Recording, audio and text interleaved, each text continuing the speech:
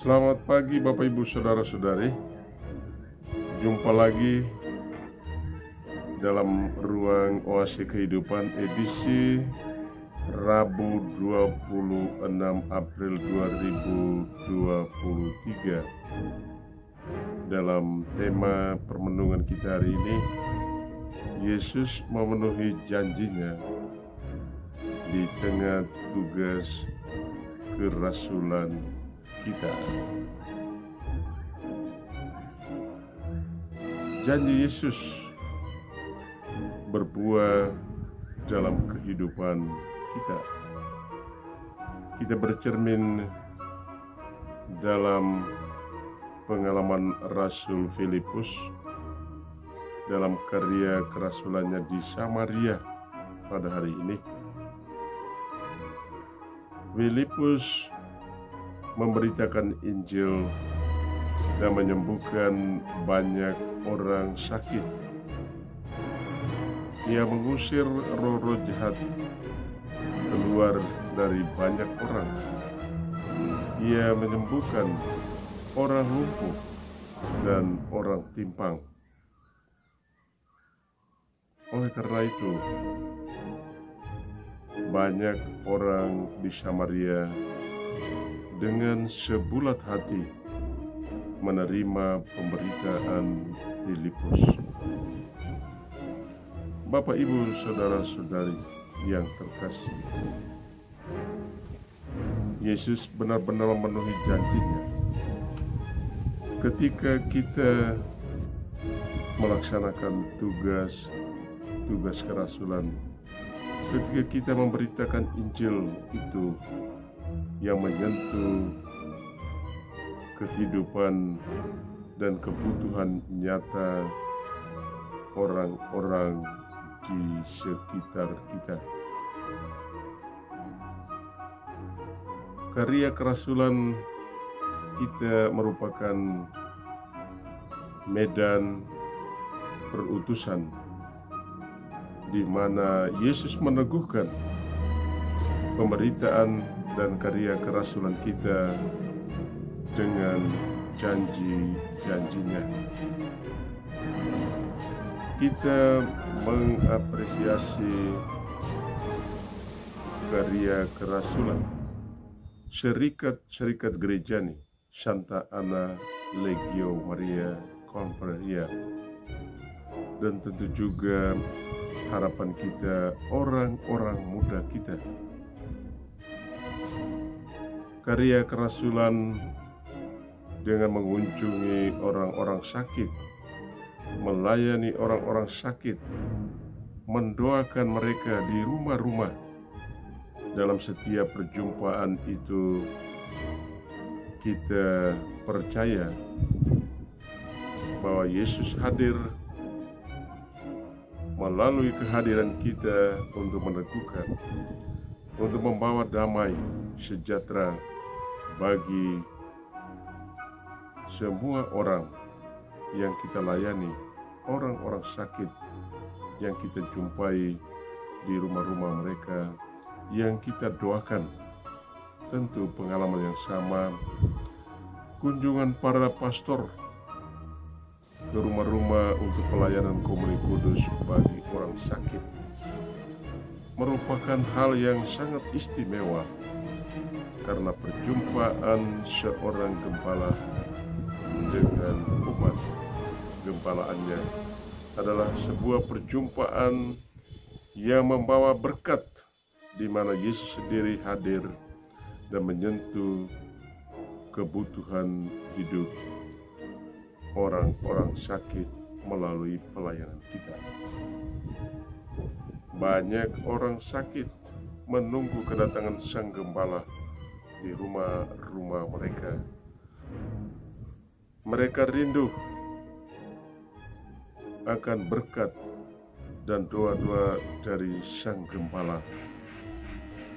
Janji Yesus akan menjadi pengalaman yang berbuah dalam tugas kerasulan, dalam perjumpaan seorang imam dengan orang-orang sakit, para lansia, ibu-ibu hamil, dan semua saja dengan kondisi kehidupan mereka masing-masing. Tentu kunjungan keluarga oleh seorang pastor merupakan sebuah pelayanan yang penuh berkat, karena gembala bertemu dengan umat dan menyentuh kehidupan mereka melalui pelayanan yang penuh kasih dan penuh pengorbanan, penuh berkat.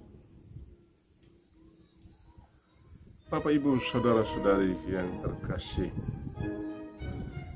perjumpaan dengan Yesus dalam Ekaristi Suci mesti berbuah dalam kehidupan kita sehari-hari. Ekaristi mesti menjadi sabda yang menjadi daging dalam tugas pelayanan sehari-hari, di mana banyak orang mengalami kehadiran kita sebagai utusan Tuhan yang membawa damai sejahtera. Bapak, Ibu, saudara-saudari, kita mendengar kesaksian pemazmur hari ini. Pemazmur memuji Tuhan, betapa dahsyatnya karya Allah dalam kehidupan. Tentu kita juga akan mengalami dahsyatnya karya Allah, dahsyatnya pekerjaan-pekerjaan Allah, perbuatan-perbuatan Allah di tengah tugas kerasulan kita. Ekaristi Suci yang kita rayakan setiap hari di gereja mesti mendorong kita untuk masuk lebih jauh dalam kehidupan umat dan masyarakat kita.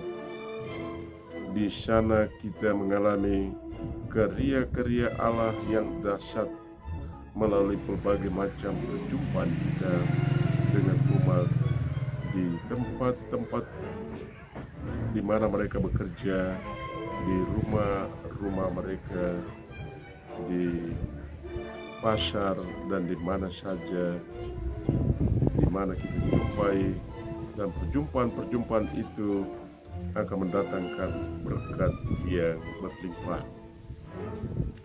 Kita dapat menjadi bagaikan pemazmur memuji Tuhan di dalam Ekaristi, bersyukur kepada Dia atas perbuatan-perbuatannya yang ajaib, dan menerima berkat dan perutusan untuk pergi lagi dalam tugas pelayanan kita setiap hari, membawa berkat bagi saudara-saudara kita. Bapak, Ibu, saudara-saudari, hari ini Yesus memperkenalkan dirinya sebagai roti hidup. Yesus mengatakan, barang siapa datang kepadaku, ia tidak akan lapar lagi. Dan barang siapa percaya kepadaku, ia tidak akan haus lagi. Kita memaknai lapar dan haus itu dalam begitu banyak kekurangan, dalam begitu banyak kesulitan, sakit, penyakit, dan penderitaan. Bila kita berada di luar lingkaran kehidupan Yesus, maka kita akan mengalami begitu banyak penderitaan, sakit, penyakit, dan berbagai macam kekurangan. Namun, jika kita mengambil bagian dalam Ekaristi Suci, dalam Misa Suci setiap hari, dalam doa-doa kita, dalam membaca dan merenungkan sabda Tuhan, bersatu dengan Tuhan dalam firman-Nya, maka kita menjadi murid-murid Yesus yang hidup dalam lingkaran Yesus dan mengalami hidup yang melimpah, hidup yang penuh. Ekaristi Suci memberi kepada kita sukacita yang besar. Yesus mengutus kita untuk pergi dan melayani saudara-saudara kita, dan melalui kita Ia akan mengerjakan pekerjaan-pekerjaan yang dahsyat dan mengagumkan, yang membawa damai sejahtera di tengah keluarga dan masyarakat kita. Semoga kehadiran kita di tengah keluarga membawa damai sejahtera dan bukan perpecahan. Buah dari Ekaristi adalah damai sejahtera di tengah keluarga dan dalam tugas pelayanan kita.